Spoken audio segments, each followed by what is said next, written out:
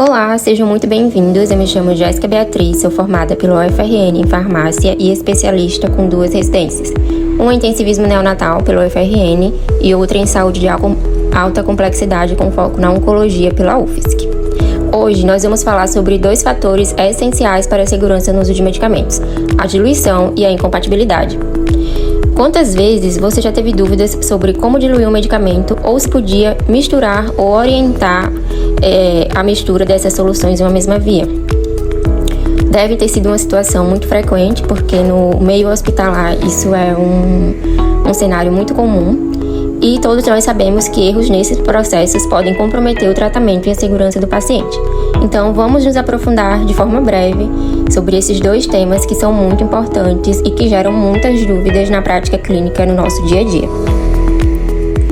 Bem, primeiro de tudo, nós devemos saber responder a uma pergunta básica, que é: por que a diluição correta ela é tão importante e tão essencial?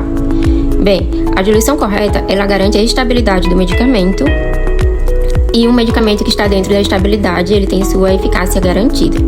Ela também evita os efeitos adversos causados por concentrações inadequadas, bem como reduz o risco de precipitação e obstrução de catéteres, prevenindo aí um retrabalho da equipe.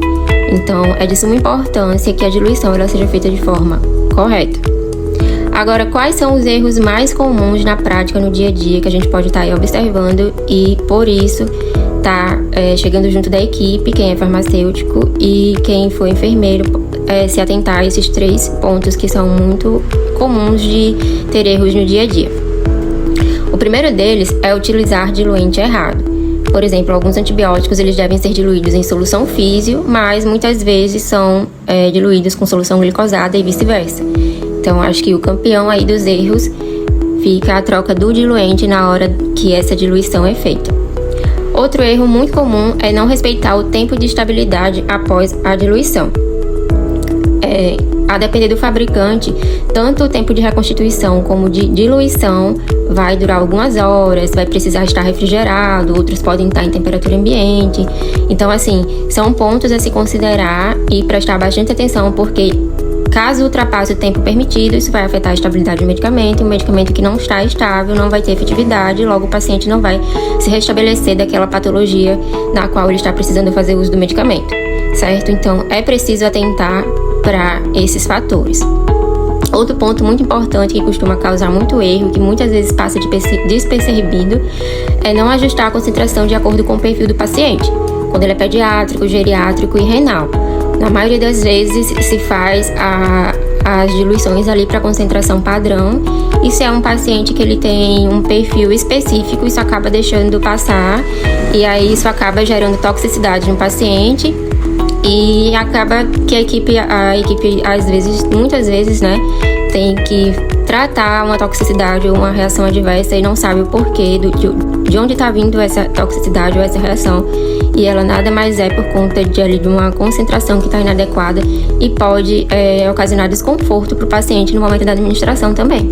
Então, assim, é um fator muito importante a se considerar. Eu vou trazer para vocês aqui um cenário real e que não devia ser frequente, mas acaba acontecendo bastante. Um paciente pediátrico recebe ceftriaxona IV, mas a diluição foi feita com Ringer lactato. Isso foi um caso que já aconteceu, já presenciei, e aí vocês conseguem imaginar o que pode ter acontecido nesse cenário? Eu vou trazer aqui para vocês alguns pontos sobre essa questão. O primeiro deles é que a ceftriaxona ela só pode ser reconstituída ou diluída, ela é compatível apenas com a solução físio, com a água estéril e com a solução glicosada, certo?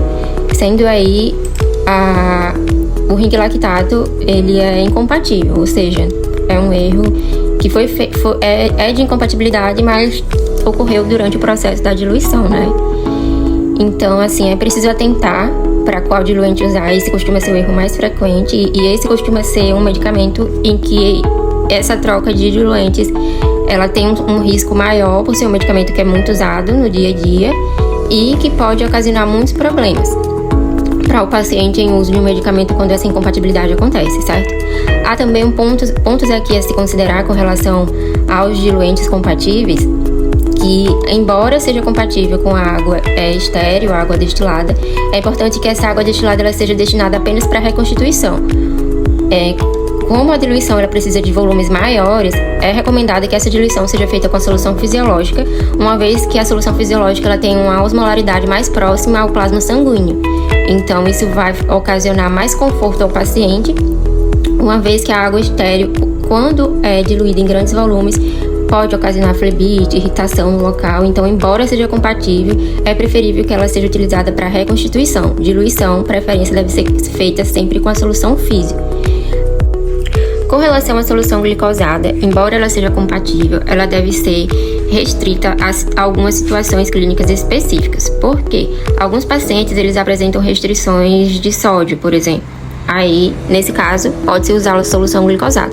Porém, embora ela seja compatível com a ceftriaxona, ela pode ter a estabilidade do medicamento reduzida quando diluída com a glicose. Então, esse é um fator, são fatores a se considerar com relação aos diluentes da ceftriaxona. Então, aqui a gente pode ver de forma simples e prática como essa questão dos diluentes é importante e pode interferir na eficácia do tratamento do paciente. Com relação aos erros mais comuns, além desses diluentes, nós temos também o fato de não respeitar a estabilidade, como eu falei anteriormente. A ceftriaxona, a depender do fabricante, ela vai ter o seu tempo de reconstituição e tempo de diluição diferente de fabricante para o outro. Então, não dá para considerar o tempo de um com o fabricante do outro. É sempre importante atentar, porque cada fabricante usa substâncias diferentes, além do componente ceftriaxona, princípio ativo. Além dele, existem outras substâncias. Então, cada laboratório usa um diferente. Então, é preciso respeitar a estabilidade de cada laboratório em específico para que esse medicamento ele tenha a sua eficácia comprovada ali durante aquele tempo de uso. Um erro muito comum também com a ceftriaxona é administrar ela junto do cloreto de cálcio na mesma via. E embora não seja o ringelactato, né, é uma outra substância que também é incompatível com a ceftriaxona e tem um alto risco de precipitação fatal, principalmente em neonatos. Então, em hipótese alguma, pode ser administrado junto com a ceftriaxona, certo? Então, aqui a gente pôde, como um exemplo simples e prático, um medicamento que é muito utilizado, observar como é importante essa questão da diluição no dia a dia. E são, assim, detalhes parecem simples, mas ali na correria, no dia a dia, pode acabar deixando passar e aí, às vezes o paciente ele não se recupera e a gente não entende o porquê. Erros simples, mas que podem impactar de forma profunda no restabelecimento da saúde do paciente. Vamos agora falar um pouco sobre as incompatibilidades medicamentosas. O que são essas incompatibilidades? Elas ocorrem quando 2 ou mais medicamentos interagem quimicamente, resultando em precipitação, perda de eficácia ou formação de substâncias tóxicas. Normalmente, elas são reações físico-químicas, onde ocorre uma mudança de cor ou formação de partículas na solução, certo? Utilizando um exemplo prático, também de um cenário real, eu trago aqui para vocês o caso de um paciente com insuficiência cardíaca que recebe furosemida e dobutamina na mesma via. Alguém aí consegue mensurar o que pode ter acontecido com esse paciente que fez uso dessa combinação aqui? Bem, o que acontece quando se faz o uso de furosemida e dobutamina juntas? Muitos profissionais desconhecem as incompatibilidades físico-químicas entre esses dois medicamentos e acabam administrando eles na mesma via. A mistura pode ou não formar esses precipitados, eles podem ser visíveis ou invisíveis. Quando são precipitados mais visíveis, eles podem levar à obstrução do acesso venoso e fazendo com que o paciente possa até sofrer uma embolia. Então, também pode haver a perda da eficácia de ambos os medicamentos, comprometendo o tratamento do paciente. Então, é importante, de suma importância, atentar para essas incompatibilidades quando elas ocorrem, certo? No caso da furosemida com a dobutamina, quando misturadas, ocorre uma alteração do pH da solução, levando à degradação da dobutamina e possível formação de partículas. Ou seja, se é um paciente hemodinamicamente instável, provavelmente essa dobutamina não vai ter eficácia, e aí isso pode trazer sérios riscos para o paciente.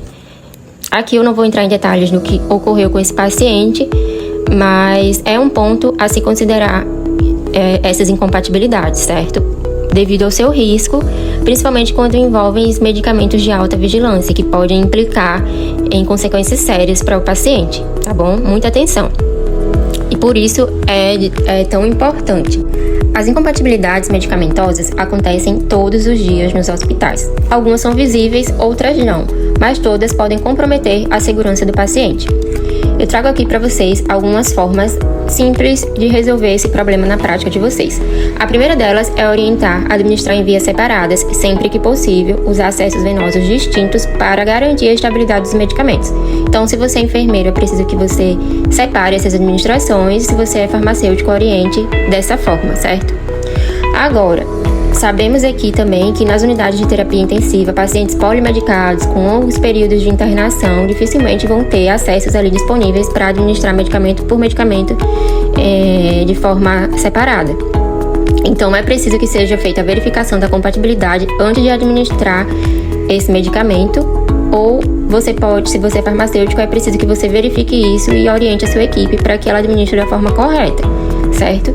Sabemos que a informação, embora hoje esteja o acesso esteja maior, mas em se tratando de saúde, muitas informações elas ainda precisam atingir muitos lugares. Então, se você é farmacêutico, embora você não vá estar ali atuando na administração, se você tem esse conhecimento, passe ele para frente para que o paciente ele possa fazer o uso do medicamento de forma correta, tá bom?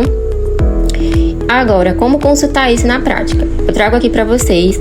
Agora que vocês sabem a importância da diluição correta e da compatibilidade, trago para vocês o sistema DiluiMed, que vai poder estar ajudando e auxiliando vocês nessa consulta rápida, certo? São 2 pontos muito importantes, porque, como eu sempre digo, de nada adianta o medicamento estar ali prescrito da forma correta, aprazado da forma correta, se na hora mais importante, que é na administração, ele for administrado de forma errada, para o paciente não vai adiantar nada, certo? Então é importante que vocês tenham consciência sobre a importância dessa administração feita de forma correta.